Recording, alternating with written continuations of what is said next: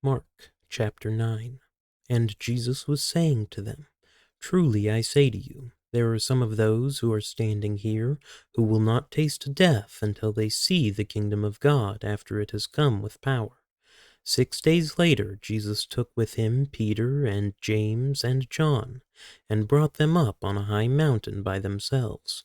And he was transfigured before them, and his garments became radiant and exceedingly white, as no launderer on earth can whiten them. Elijah appeared to them along with Moses, and they were talking with Jesus.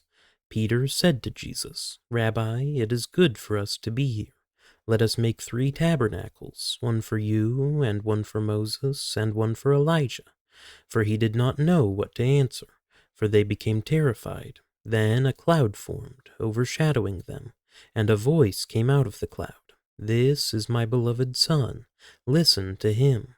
All at once they looked around and saw no one with them any more except Jesus alone.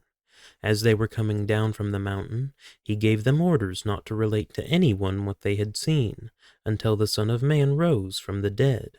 They seized upon that statement, discussing with one another what rising from the dead meant. They asked him, saying, Why is it that the scribes say that Elijah must come first? And he said to them, Elijah does first come and restore all things. And yet, how is it written of the Son of Man that he will suffer many things, and be treated with contempt? But I say to you that Elijah has indeed come, and they did to him whatever they wished, just as it is written of him. When they came back to the disciples, they saw a large crowd around them, and some scribes arguing with them. Immediately, when the entire crowd saw him, they were amazed and began running up to greet him. And he asked them, What are you discussing with them? And one of the crowd answered him, Teacher, I brought you my son, possessed with a spirit which makes him mute. And whenever it seizes him, it slams him to the ground, and he foams at the mouth, and grinds his teeth, and stiffens out. I told your disciples to cast it out, and they could not do it. And he answered them and said, O unbelieving generation, how long shall I be with you? How long shall I put up with you? Bring him to me. They brought the boy to him. When he saw him, immediately the spirit threw him into a convulsion, and falling to the ground, he began rolling around and foaming at the mouth. And he asked for his father, How long has this been happening to him? And he said, From childhood. It has often thrown him both into the fire and into the water to destroy him. But if you can do anything, take pity on us and help us. And Jesus said to him, If you can, all things are possible to him who believes. Immediately the boy's father cried out and said, I do believe, help my unbelief. When Jesus saw that a crowd was rapidly gathering, he rebuked the unclean spirit, saying to it, You deaf and mute spirit, I command you, come out of him and do not enter him again.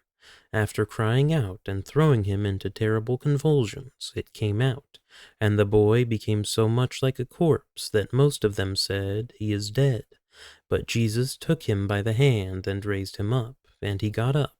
When he came into the house, his disciples began questioning him privately, Why could we not drive it out? And he said to them, This kind cannot come out by anything but prayer.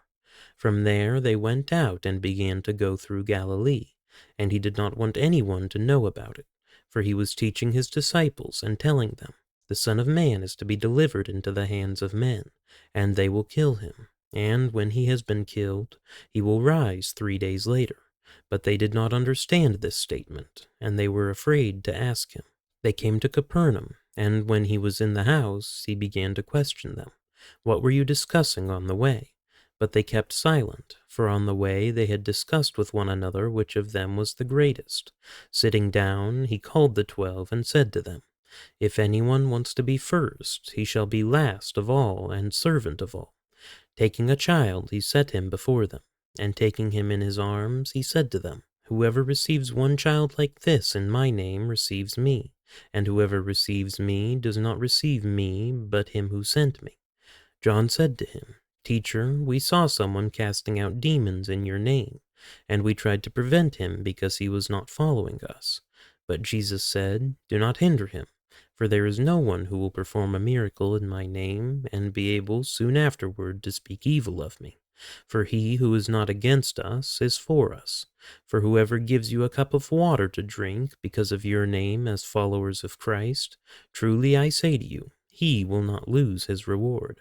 Whoever causes one of these little ones who believe to stumble, it would be better for him if, with a heavy millstone hung around his neck, he had been cast into the sea. If your hand causes you to stumble, cut it off.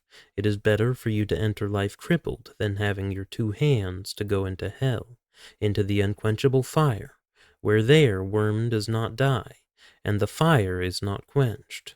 If your foot causes you to stumble, cut it off.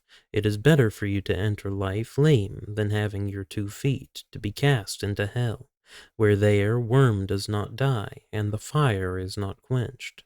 If your eye causes you to stumble, throw it out.